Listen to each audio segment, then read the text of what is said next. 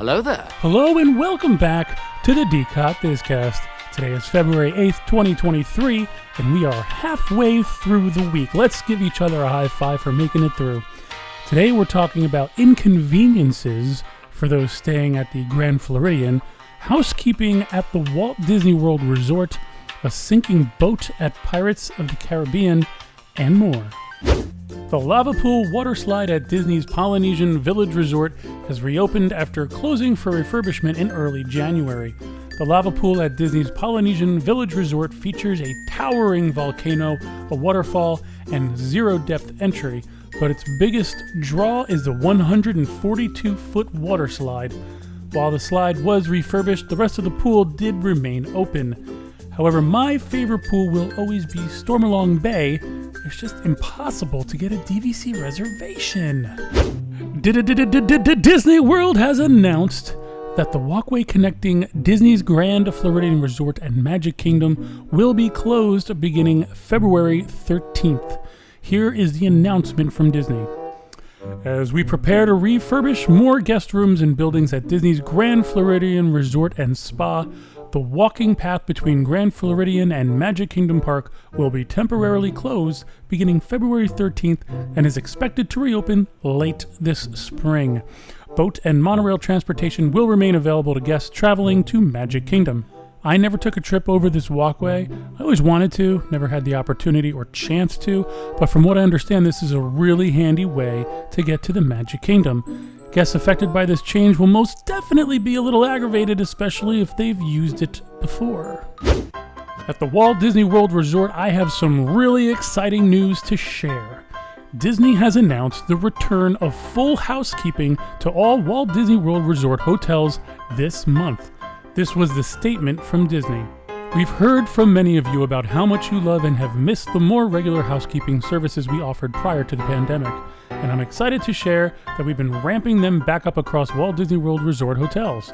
By the end of February, full housekeeping room cleanings will once again be available at all of our resort hotel rooms, with services provided daily or every other day depending on where you are staying. These full cleanings include everything you'd expect, from replacing towels and amenities to cleaning the bathrooms, making the beds, emptying trash and recycling, tidying the room, and vacuuming. I am super excited to see this come back, and I'm sure this decision resulted in hiring more employees or hiring them back from COVID in order to keep with the demand of work. The new bill confirms that the Reedy Creek Improvement District will not be dissolved on June 1st as previously announced. Instead, it'll be renamed and restructured. The extent of the changes has yet to be explored. The bill states that, quote, notwithstanding Florida statutes, bunch of numbers, the Reedy Creek Improvement District is not dissolved as of June 1st, 2023, but continues in full force and effect under its new name, end quote. The bill was just released and details over 189 pages and provides for a 2-year period to transition to the new name and new board appointment process. Tron Light Cycle Run will not only have Team Orange and Team Blue. So the ride Team Blue is the guests or the users, and Orange is the programs, okay? So what do I mean is there's going to be more than these two colors. Disney World will reportedly introduce Team Green in a post-ride experience to celebrate the Enterprise Rent-A-Car sponsorship of the ride. There will be some sort of post-ride offering that'll introduce Team Green. This is most likely a gift shop experience. So here's a question. What happens when Enterprise decides to not sponsor the ride anymore? We ran into these problems with early Epcot or earlier Epcot, and what I want to say the perfect era of Epcot with World of Motion and Horizons. Once those sponsorships went away, the rides sort of went away, and I am still very salty that Horizons is gone. This past weekend, a video popped up on TikTok showing guests stuck in a sinking boat on Pirates of the Caribbean at Disneyland Park. The video shows the boat starting to take on water and sink. After an hour of being stuck on the sinking boat, the Disney Fire Department showed up to evacuate guests off the boat. This is a sign that 1, Disney needs to keep up on maintenance of the boats, and 2, Remember that we are an obese country. USA! USA! Supersize my fries! USA! Now perhaps the boats need to be reimagined just like they did with It's a Small World. Hong Kong Disneyland shared a new update on the World of Frozen land set to open in the second half of 2023. Here's the update from Amanda Hsu, senior producer, Walt Disney Imagineering. Quote, "Everyone dreams of stepping into the realm of Walt Disney Animation Studios' Frozen, and that dream will soon come true with the world's first Frozen-themed land debuting at Hong Kong Disneyland in the second half of 2023.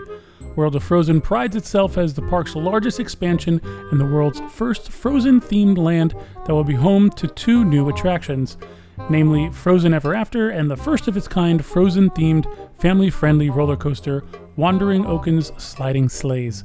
A quick-service restaurant and other merchandise outlets will be available. As the Walt Disney Company turns 100, I can't help but feel pride in being an Imagineer, bringing so many cherished stories that have become an integral part of people's lives, such as Frozen, to life." End quote. Now, the first part of that statement where Amanda says, quote, "Everyone dreams of stepping into the realm of Walt Disney Animation Studios' Frozen," end quote. I don't think that everybody does. Okay, so I don't think you can speak for everybody. But if I remember correctly, when Disney replaced Maelstrom at the Norway Pavilion of Epcot, people were up in arms, including me. I grabbed my pitchfork as soon as I could. However, having an entire land devoted to Frozen, okay, I'm kind of cool with that. But can you bring Maelstrom back now that you have something, a land dedicated to Frozen? Thank you very much.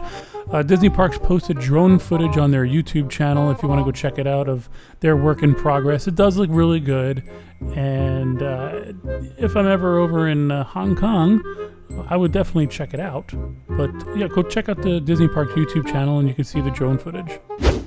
Today in Disney history, on February 8th, 1828, writer Jules Verne, known for such classic novels as 20,000 Leagues Under the Sea, In Search of the Castaways, Around the World in 80 Days, and From Earth to the Moon, is born Jules Gabriel Verne in Nantes, France.